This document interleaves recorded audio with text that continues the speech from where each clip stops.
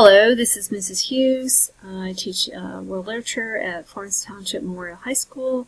Today's class is about the Cornell method and outlining sort of a review of how to take notes. If you are viewing this, you will need to start by stopping and pausing the video, getting a piece of paper. It can be a blank piece of printer paper or it can be a piece of lined paper.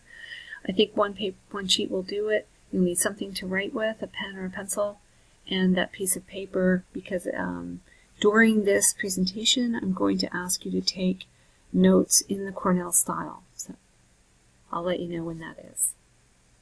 So, first question, as you can see on the screen, I don't need to read that to you, and the answer for that is 7 items. So you could try this with your friends at lunch or something, give it a shot. But that is the average. So why do we take notes? We take notes because it helps us to remember what we learn all day. You guys take 9 or 10 classes a day, and that's a lot to remember. Taking notes will help you keep track of your learning. You can review your notes and write summaries of your notes at night and reinforce your learning that way. The Cornell method is the first one we're going to take a look at today.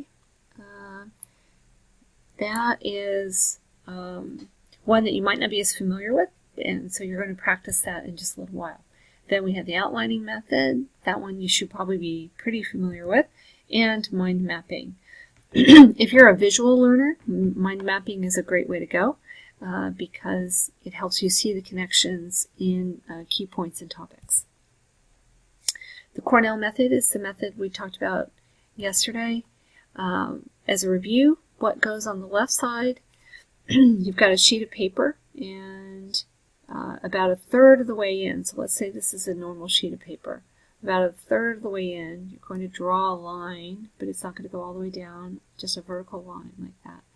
And that is where you put, on the left side of that, is where you put the keywords or main topics or questions that you might have as we're going through the process of taking the notes. And on the right side, you would take your notes, your bullet point notes. You try not to write down every word the teacher says or complete sentences. You try to write succinct notes based on what you're hearing. It's also a good idea to write down other people's questions. Sometimes your classmates ask some very good questions. So if you think it's a good question, write down the question and the answer.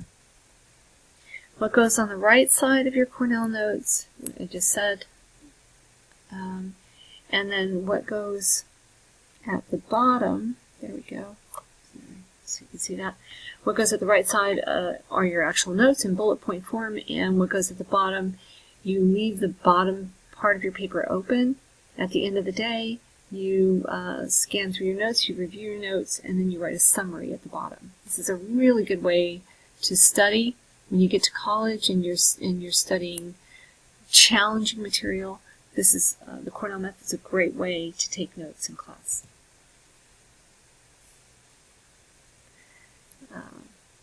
So again, this is the idea here is to help you get ready for college, and so that's why we do this stuff. Outlining. So outlines should always be parallel.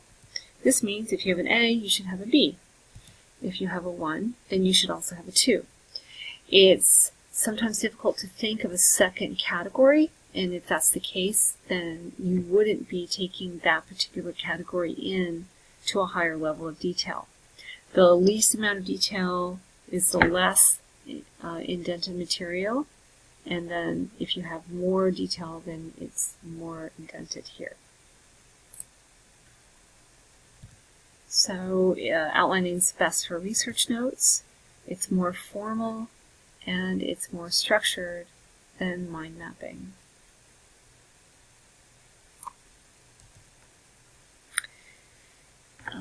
This outline is an outline that I like to use as sort of an overview of what I mean by parallel structure. So notice that the larger categories are less indented, and then as you get more specific, then you get more detail. If I were to list other sports cars, that fall under the category of Italian sports cars, for instance, Ferrari or Maserati or Lamborghini, then I would list those as A, B, and C, Ferrari, Maserati, Lamborghini. I only have so much room on a slide, so I didn't do that, but that would be how you would continue with more the higher level of detail. German sports cars, you could list below that, something like Porsche or Mercedes. And then here's an example, French sports car. I can only think of one, the Peugeot, I think is French. I can't think of another one. So I wouldn't create a subcategory here because I only have the one category to talk about. So that would just be listed in my notes. But British sports cars, I could definitely think of two there. The Lotus and the Jaguar come to mind. So that's an idea where you would have, again, an A and a B. So it's Roman numeral 1, capital letter A, Arabic numeral 1, small letter A, and then even then, if you went in even more indented from there, it would be a 1 with a parenthesis. So there's an example of a parallel outline. So if we were to take the same outline that we had and make the same category, but you wanted to make a mind map, this is what this would look like, and I hope that's good. So the first thing, the most important thing, is that the largest circle, which should be in the middle of your mind map, is the main topic. So cars were the topic for this particular note-taking session, so that would be the main topic. And then you have all-wheel drive and front-wheel drive, of course, that category. And then you have the other category, sports cars, so you would draw lines from there to talk about the different, the foreign sports car or the American sports car. And then here, of course, you have SUVs. So the great thing about a mind map is it helps you set up your relationships. It helps you get an overview of it. So, as I said before, you're going to need a piece of paper and something to write with. So here are your instructions. You need to set up your paper for the Cornell method. You're going to try working with the Cornell method. Draw a vertical line about a third of the way in. So if this is your sheet of paper, you're writing your name here, then you want to draw a vertical line about a third of the way in, down, but not all the way down. You want to leave room at the bottom for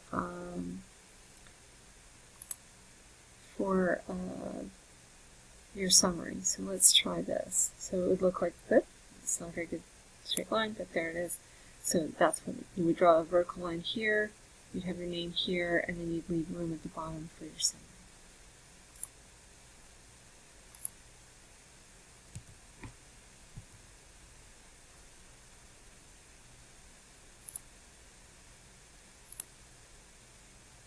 So I'll let you do that. And once you get that set up, so you can pause until you get your Cornell Notes paper set up. And then once you're set up, you can get started again. Today I'm going to give you some notes about a famous Dutch painter named Vincent van Gogh. Vincent van Gogh was part of a very famous movement in the art world. Like I said, he was Dutch. He was from Holland or the Netherlands. It's the same place. He was born in 1853. He was the son of a preacher, a clergyman, and a bookseller's daughter. So his parents were educated, very well educated for the time. At 16, he became an apprentice with an international art dealer in Paris. So it was normal to become an apprentice at this age. He spent several years working in the art world as a young man. And then he went back to Holland. He decided he was going to become a clergyman. He tried that for a while. The ministry was not for him. It didn't turn out well for him. And in 1880, Van Gogh gave up on his religious studies and decided to become an artist full-time. He believed that he could serve God by painting as well as by being a clergyman. He never did hold a job after that. His brother Theo helped take care of him. Theo, T-H-E-O, helped take care of him for the rest of his life.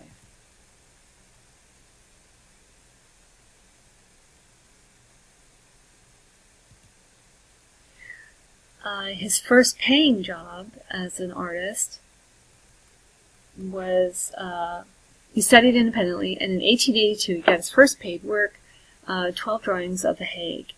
Then he became interested in painting peasant life, which was very unusual for this time period. People didn't really look at the everyday, ordinary life, and I think this series that he did of The Hague got him interested in doing that. And he completed a painting that is now considered a masterpiece. It's called The Potato Eaters. This is a beautiful piece. It's a pre-impressionist piece, but it's just really visually appealing. So what you see here is some very simple people eating a very simple meal, sharing some potatoes. It looks like maybe coffee or tea, and just very realistic expressions, somber earth tones, not a lot of vivid color, and just a beautiful piece of work that's really just looking at everyday life, which, like I said, wasn't done very often. It was normally the important people who could pay for the portraits to be painted that were being painted, or there would be commissions, things like that, or landscapes. Landscapes were big in this one too. So he completed this piece of Potato Eaters. In 1886, he moved to Paris. He began studying Impressionism more intensely, and he started painting many self-portraits to experiment with color and style in the Impressionist movement. The idea of Impressionism was to paint a painting to reflect the moment in time, the impression of the moment in time, the emotion of the moment in time, and not to do a detailed, realistic landscape, which is what was more common before that. He began living among a community of artists, including Paul Gauguin, and with Paul he moved to the south of France, where he painted his very famous sunflower painting that a lot of people are very familiar with.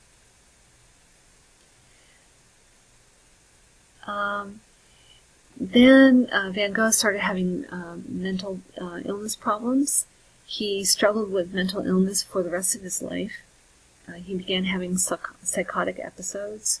He began fighting with Paul Gauguin, and then he was admitted to a mental hospital.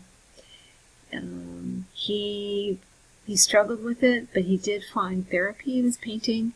He lived in an asylum, and he painted the landscapes that surrounded the asylum.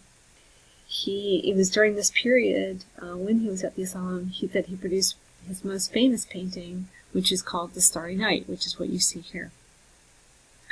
In his late 30s, he produced some paintings very rapidly, portraits and landscapes, and then this peaceful and productive period ended very sadly in 1890, when he was only 37 years old. Van Gogh shot himself, and he died 2 days later with his brother at his side.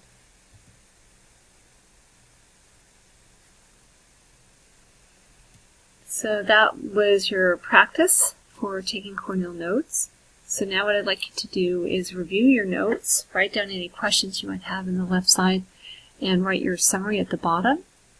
When you're done with that portion of the assignment, you've got your Cornell notes, make sure your name's on them, and please turn those into the silver basket in the classroom to get credit for this assignment. Thank you.